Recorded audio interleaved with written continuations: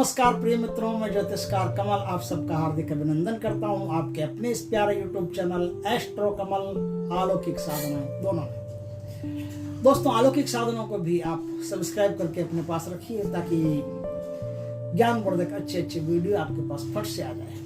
दोस्तों,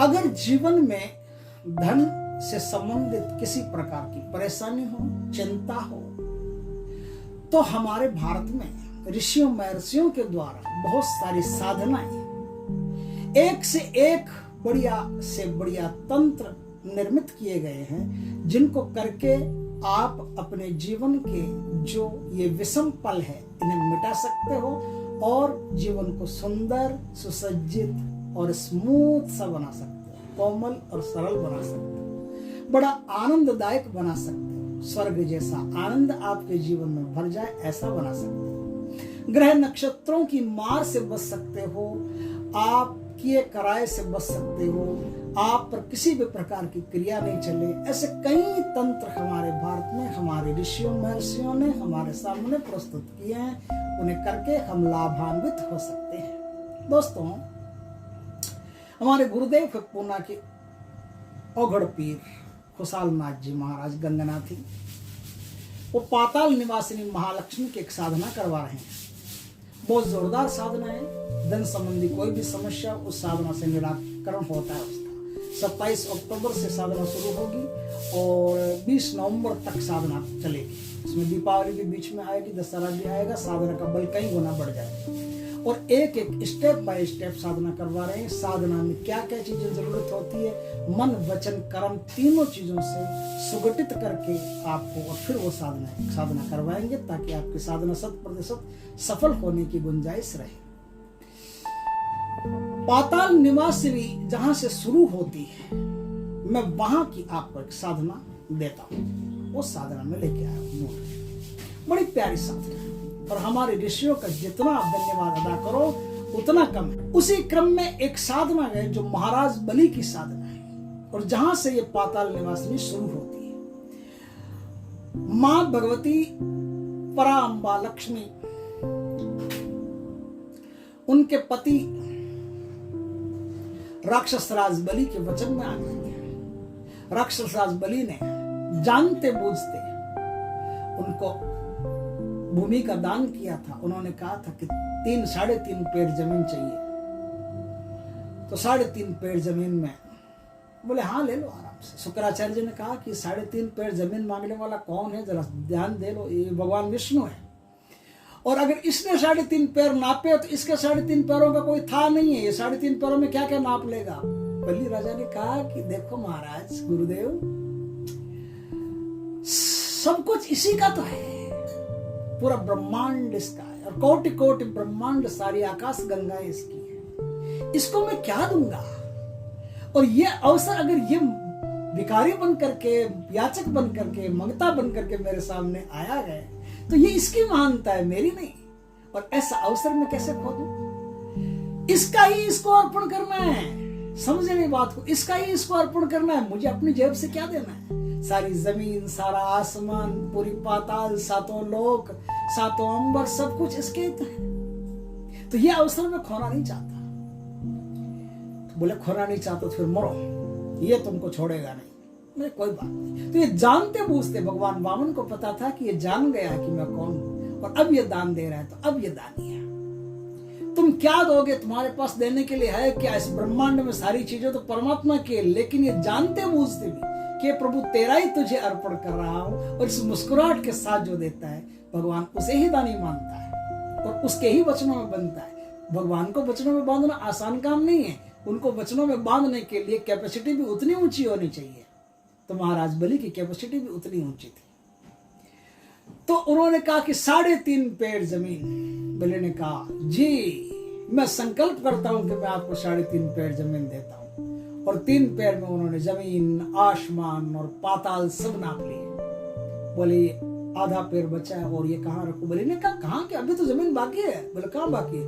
बोले ये मेरा सर पे रखिए। सर पे जैसे ही भगवान ने पैर रखा, बोले ने कहा ठीक है, अच्छी बात है। बोले पाताल में धस गए। पाताल में धस गए। अब भगवान जैसे ही पैर उठाने लगे, बलि ने पकड़ लिया, रुको महाराज, आपने क्या कहा था? बोले क्या कहा था? बोले तुम्हारे घर के सामने कुटिया बना करके तपस्या करूंगा। बोले हाँ कहा था। बोले तो तपस्या करो, अब जा कर रहे हो? बोले यार मैं तो फंस गया। बोले फंस गए तो फंस गए, अब तपस्या करो मेरी कुटिया के सामने, मेरे महल के सामने। तो महल भी आपका होना चाहिए, क्योंकि आपने कहा था कि महल के सामने, तो तुम्हारे महल के सामने कुटिया बना करके तपस्या करूंगा। तो महल मेरा आपका, आपकी कृपा से महल भी होगा और मेरी महल के सामने आपकी कुटिया भी होगी। बोले यार आज तो फंस गए। अब विष्णु भगवान वैकुंठ में वापस गए नहीं तो माँ लक्ष्मी को चिंता हो गई। तो माँ लक्ष्मी को नारद जी ने बताया कि वो तो वहां खेत गाने में पड़े हैं। बांध लिया बलि ने उनको। बोले अच्छा। तो माँ लक्ष्मी राखी लेकर के बलि भगवान के पास, बलि राजा के पास पहुंची, दानवेंद्र बलि के पास। दानवेंद्र बलि राजा बलिराज के पास पहुंची। बोले महाराज मैं आपको राखी बांधना चाहती हूँ। बोले हाँ सहर्ष बांधो, स्वागत है। हाथ आगे बढ़ा दिया, राखी बांधी। बोले बोलो बहन क्या मांगती हो? उनको पता था कि माँ लक्ष्मी है। बोले मैं अपने पति को लेने आई हूं। बोले हाँ आराम से ले जाओ, लेकिन मैं तो जानता हूं कि आप माता लक्ष्मी हो, लेकिन भगवान को जो जानता है कि ये भगवान, और फिर भी उनको सर्वस्व अर्पण कर देता है, तो अब भगवान बन जाते, तो लक्ष्मी भी बन गई। तो लक्ष्मी ने कहा कि अब तुम जानते हो कि मैं महालक्ष्मी हूं, और अब अगर मैं भगवान को ले जाती हूँ, सिर्फ मांग करके ले जाती हूँ, सिर्फ तुम देते हो, मैं वापस कुछ नहीं देती हूँ, तो ये तो दोष बन जाता है, और ये सती के लिए दोष चलता नहीं। तब तुम मांगो। तो राजा बलि ने कहा कि माता आप और भगवान नारायण 4 महीने के लिए, 12 महीने होते हैं, 4 महीने के लिए आप हमारे पास रहोगे। दोनों पति पत्नी की मैं सेवा करूंगा, 4 महीने तक हमारे पास रहोगे। बाकी आप चाहो तो अपने वैकुंठ में चले जाओ, कोई दिक्कत नहीं, लेकिन भाव रूप में आप हमेशा हमारे पास रहोगे। हम हमेशा आपकी और भगवान की सेवा करना चाहते हैं। तो भगवान विष्णु और माता लक्ष्मी ने उनको आशीर्वाद दिया कि हे दानवेंद्र बलि राजा, जहां तुम्हारा नाम स्मरण होगा वहां हम 24 घंटे रहेंगे, वहां से छोड़ करके कभी नहीं जाएंगे। तो पाताल निवासिनी की साधना भी वैसी है, और महाराज बलि की साधना भी वैसी है।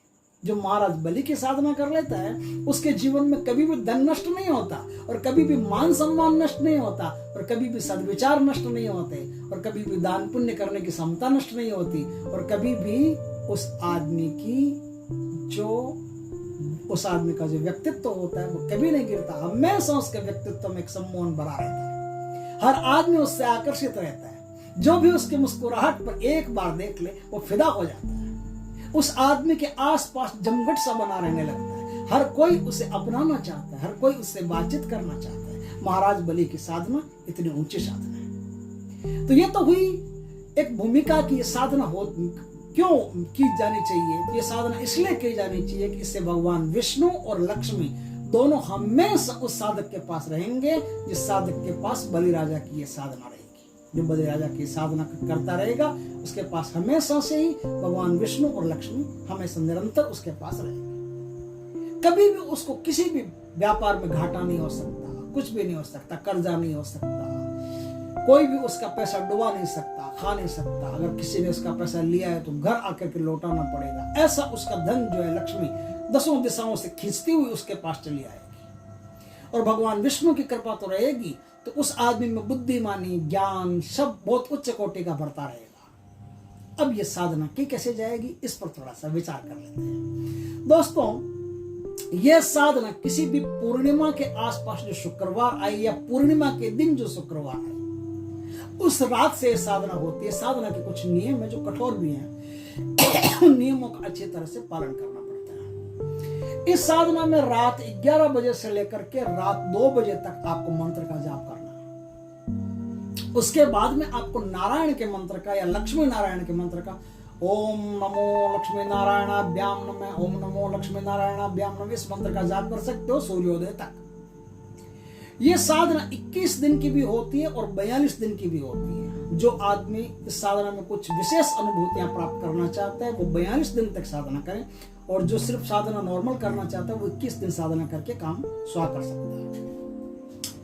दोस्तों, ये साधना शुक्रवार के दिन, पूर्णिमा शुक्रवार के दिन से शुरू होती है रात्रि 11 बजे से। उसके पहले भगवान वामन की पूजा कर लें। अपने कुल देवता, इष्ट देवता, पितर, वो सब जितनी भी पूजाएं होती है सब पूजा करके सबसे आशीर्वाद ले कि मैं दानवेंद्र राजा बलि की साधना करना चाहता हूँ, उस पर कृपा करें, मुझे राजा बलि का सिद्धत्व प्रदान करें।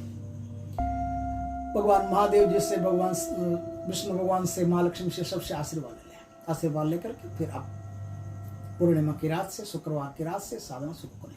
इस साधना को करने के लिए आपको, वैसे तो आप कहीं भी कर सकते हो, कोई दिक्कत नहीं है, लेकिन इस साधना को करने के लिए अगर भूगर्भ हो कोई, जैसे कोई तहखाना हो, जैसे कोई जमीन के नीचे कोई खड्डा खोद करके, जमीन में कोई खड्डा खोद करके 8-10 फुट का, उसके भीतर ऐसी व्यवस्था की गई हो, ऐसे स्थान पर यदि साधना की जाए तो सबसे बढ़िया रहता है। जहां साधना की जाएगी वहां बरगद की जड़ें जो होती है, बरगद की जड़ें कैसे आप काट से वगैरह काट कर लाके अपने साधना स्थल के आसपास बाहर की साइड में लगा दो। और भीतर जो है वो विष्णुकांता का पौधा, नीली विष्णुकांता आती है जिसे अपराजिता भी कहते हैं, नीले फूल होते हैं, नीले फूल की विष्णुकांता का पौधा आपके पास साधना में राइट हैंड की तरफ होना जरूरी है। राइट हैंड की तरफ नीली विष्णुकांता, नीले फूलों वाली विष्णुकांता होनी जरूरी है। विष्णुकांता या अपराजिता बोलो, कुछ भी बोलो, इसका पौधा जो होता है वो आपके दाहिनी साइड में, राइट साइड में होना चाहिए।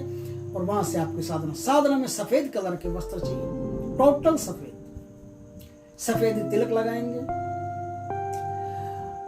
भगवान वामन और मां लक्ष्मी की तस्वीर या विष्णु नारायण की तस्वीर आप अपने सामने रख करके एक सुपारी पर राजा बलि को मान करके कि मैं राजा बलि आपकी पूजा कर रहा हूं, तो सुपारी को गेहूं या चावल के ढेर पर रख करके फिर उसकी पंचोपचार पूजा करके फिर इस साधना को शुरू किया जाता है। साधना में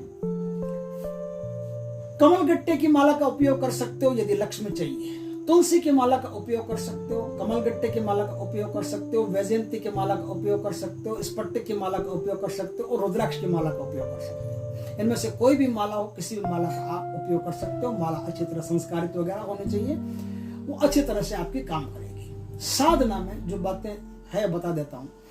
एक तो आदमी हीन वृत्ति का नहीं होना चाहिए कि जैसे जेब में पैसे पड़े हैं, सामने कोई भूखो मर रहा है, गरीब आदमी याचना कर रहा है और देना नहीं चाहता, ऐसा आदमी साधना करेगा तो फलित नहीं होगी। दानी स्वभाव का व्यक्ति कि भाई कहीं कोई गरीब आदमी दिख गया कि भूखा है, कि ये मर रहा है, इसको कुछ खाना वाना खिलाना चाहिए, तो खिला देता है पट करते ही। कोई कुत्ता दिख गया उसको खिला दे, गाय दिख गया उसको खिला दे। ऐसी जिसकी प्रवृत्ति होगी वो उस साधना को फटाफट सिद्ध कर सकता है, और जिसकी प्रवृत्ति कंजूस टाइप की होगी वो इस साधना में सफल नहीं होगा।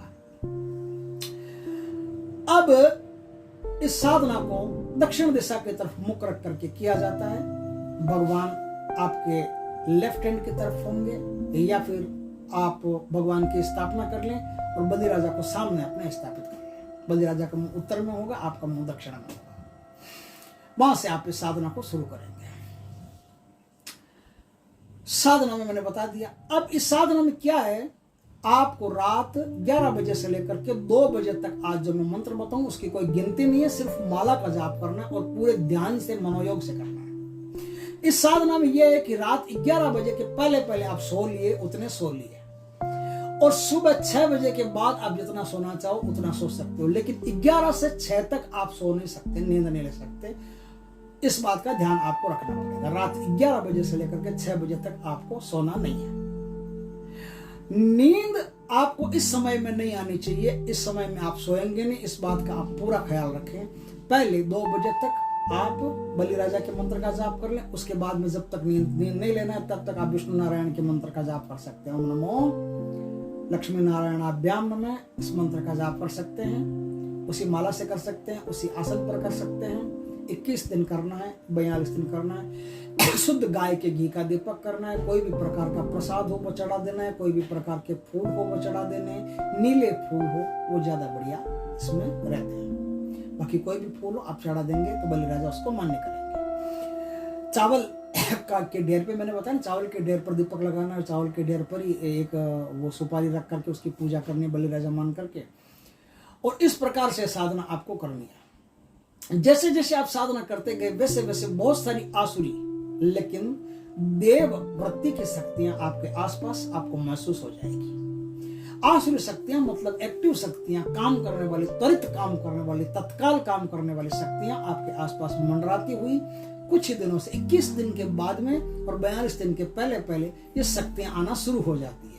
ऐसी उस साधक के पास कई शक्तियां हमेशा सेवा करने के लिए मौजूद रहती है, जो है तो असुर, लेकिन उनके विचार भगवान विष्णु की कृपा से, माँ लक्ष्मी की कृपा से विभीषण जैसे हो गए हैं, विचार प्रहलाद जैसे हो गए हैं, विचार देवताओं जैसे हो गए हैं। वैसे राक्षसी प्रवृत्तियों के लोग, वैसे राक्षसी ऊर्जा के लोग, लेकिन जिनकी ऊर्जा देवताओं में बदल गई, वो लोग, वो आत्माएं हमेशा आपके आसपास रहेगी और साधक की हमेशा सेवा करेगी। इस तरह से एक अति उत्कृष्ट साधना है।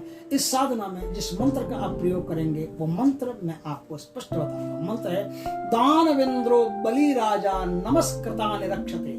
इसमें रक्षा भी होती है, आपकी हर प्रकार से नवग्रहों से रक्षा होगी, भूत प्रेत से रक्षा होगी, पिशाचों से रक्षा होगी, किए कराए से रक्षा होगी, दुश्मनों से रक्षा होगी, गरीबी से रक्षा होगी, कर्ज से रक्षा होगी, बहुत सारी चीजें जिससे आप हमेशा प्रोटेक्ट रहोगे, हमेशा रक्षा आपकी होती रहेगी। और इस साधना में हनुमान जी भी साथ चलते हैं। उनका स्मरण करो तो सबसे बढ़िया, ना करो तो भी बलि राजा की इस साधना में हनुमान जी उस साधक के रक्षक होते हैं, हनुमान जी उस साधक की रक्षा करते हैं। ये एक गोपनीय सत्य है जो बहुत कम लोगों को पता है।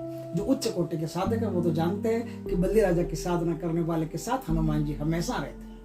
हनुमान जी भी हमेशा सहयोग करते हैं। और जो अच्छे भूत प्रेत, अच्छी जो दानवीय शक्ति हैं, वो भी हमेशा हनुमान जी की भी सेवा करती है और साधक की भी सेवा करती है। उसकी जो भी मनोकामनाएं होती है वो तत्काल पूर्ण होती चली जाती है। हर काम में उसे लाभ होता रहता है, हर आदमी उससे आकर्षित रहता है, धन की कोई कमी नहीं रहती, हमेशा धन की बाढ़ सी आई रहती है, हजारों रास्तों से उसे धन प्राप्त होता है। तो दोस्तों, मंत्र एक बार फिर से सुन लीजिए, दानवेंद्रो बलि राजा नमस्कृतान रक्षते। इस मंत्र का आप जाप करके इस साधना को आप कर सकते हो और एक उच्च कोटि की साधना अपने जीवन में हो जाएगी। तो आपको धन दौलत की या किसी भी चीज की कोई चिंता नहीं करनी पड़ेगी, हमेशा निश्चिंत और आनंद में रहो। दोस्तों, वीडियो अच्छा लगे तो लाइक करना, कमेंट करना, शेयर करना। ऐसे वीडियो कौन लेके आता है?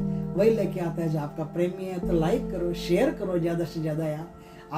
मैं आपके लिए इतनी बढ़िया चीजें लाता हूँ, आपका भी दायित्व थोड़ा शेयर किया करो, जम के शेयर कर दिया करो, ताकि वीडियो का रिटेंशन वापस जाए। काफी दिन में मैंने वीडियो दिया नहीं तो चैनल का रिटेंशन गिर गया। आप लोगों का यदि प्रेम रहा तो रिटेंशन वापस हो जाएगा। तो दोस्तों, बड़ी उच्च कोटि की साधना करना जरूर, इस साधना को और करके अच्छा सफल प्राप्त करना। जन समुदाय के लिए, जनता के कल्याण के लिए मैंने साधना प्रेषित किए। हमें भी अपने गुरुओं से साधना आशीर्वाद रूप में प्राप्त। नमस्कार दोस्तों, जय श्री कृष्णा, जय बलि राजा की, जय भगवान विष्णु की, जय माँ लक्ष्मी की।